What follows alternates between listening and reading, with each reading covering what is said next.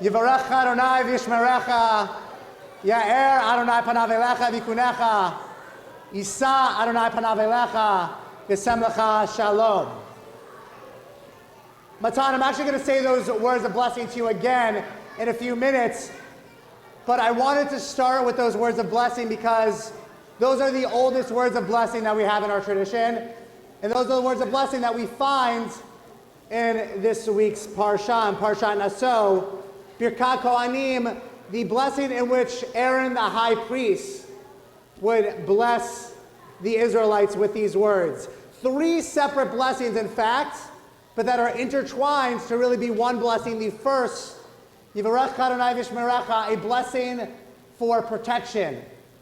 The second, Ya'er Adonai panav elecha v'yikunecha, blessing for grace, a word that we don't tend to use in the Jewish community, and yet that's exactly what we're asking God for. And finally, Yisa Adonai panav elecha v'yasem lecha shalom, a blessing for peace, but really a blessing for wholeness, by having God lift up God's face to us, by seeing God face to face, finding God in our lives and in this world, we find peace. And these are words of blessing that we're familiar with. Words of blessing that we bless our B'nai Mitzvah with. Words of blessing that it's customary to bless our children with each and every Friday night, each and every Shabbat. Words of blessing that we say at a Simcha Bat or at a Brit Milah when we welcome children into the covenant of the Jewish people. Words of blessing that is said to a couple under a chuppah.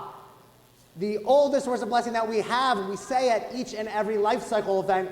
And while originally it was the priest who said this to B'nai Yisrael, we say this at these life cycle events partially because the Belzer Hasidic Rebbe teaches that it is the only blessing in the entire Torah that is unconditional. Every other blessing, we are told, if you bless me, you will be blessed in return. Right? When we hear the Lech Lecha story with Avram, we're told, those who bless you will be blessed, those who curse you will be cursed. That there is a quid pro quo for every blessing within the Torah except for this. It is simple. It is pure, and it is unconditional. Because if you think about it, the blessing for protection and the blessing for peace should be unconditional. These words, in a way, speak volumes, right? Because even if we have a bar mitzvah who doesn't want to hug his parents on the bima, we know that it's their parents' job to continue to hug their child tightly, even if it embarrasses them a little. And they'll continue to do that at 13 and at 30, because it's the job of a parent to worry about your children. It's the job of a parent to keep your child safe, and we say these words of blessing, words for protection, words for peace, because we know ultimately we live in a world where that's impossible. As much as any parent in this room would do whatever they could to keep their children safe, we turn to God because we know it's impossible to do so. Partially because we aren't watching over our children each and every moment, each and every second of the day. But realistically, because we live in a dangerous world.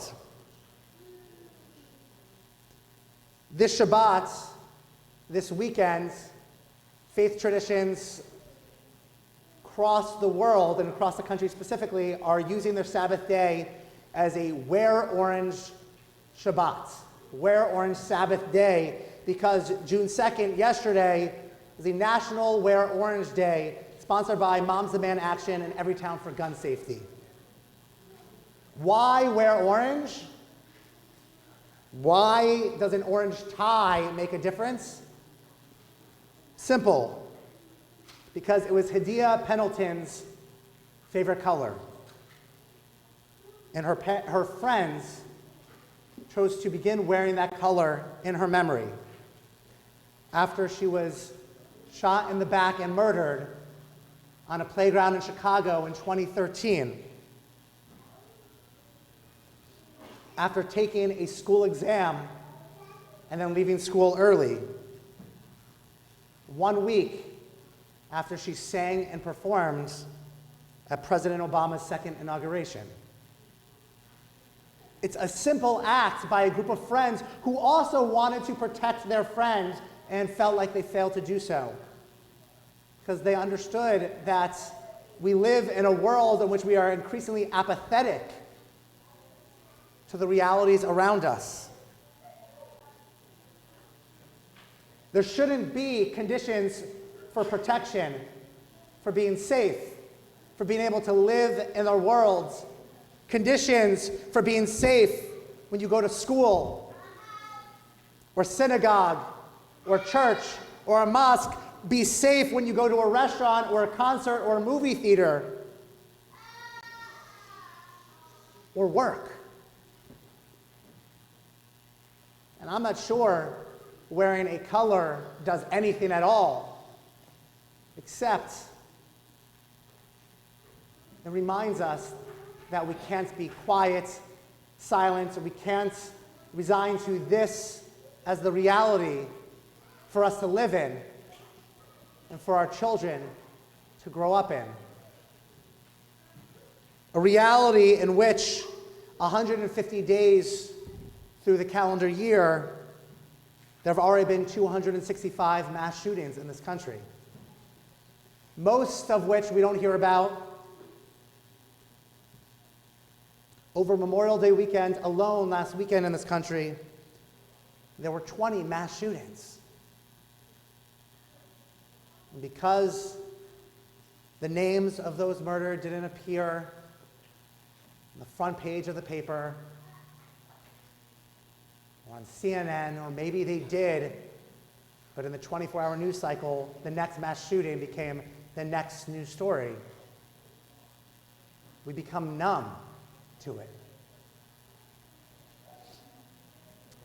Two of our lay leaders, Sarah Rothman and Shana Schmidt, are leading the charge to help Beth El get more involved in gun violence prevention advocacy, refusing to become numb to it, refusing to accept this reality.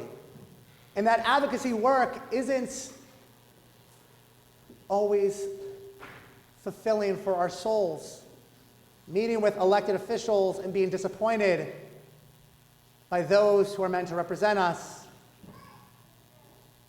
It's like constantly pushing a boulder up a mountain. And yet, it's also understanding that we can't simply sit back and stand back and just say words of prayer. We say these words of prayer because we don't know what else to do. We wear orange because we don't know what else to do. But we refuse to do nothing. We pray when we feel helpless. We turn to God, but we also are committed to being God's partner. Because as Rabbi Abraham Joshua Heschel once taught, that more than a people of thought, we must be a people of action. More than a people of prayer, we must be a people of action. If we study, if we pray, but don't roll up our sleeves and aren't prepared to do and enact those words of prayer that we call out to God each and every Friday night to our children, at each and every simcha to our b'nai mitzvah, then those words of prayer become meaningless. When in a calendar year, over 48,000 people die of gun-related deaths in this country, we need to do more than simply say words of prayer. So if you want to get involved in Beth El's efforts, I encourage you to reach out to Sarah and Shana. Do more than just say words of prayer. Do more than just wear orange, because we can't simply do nothing.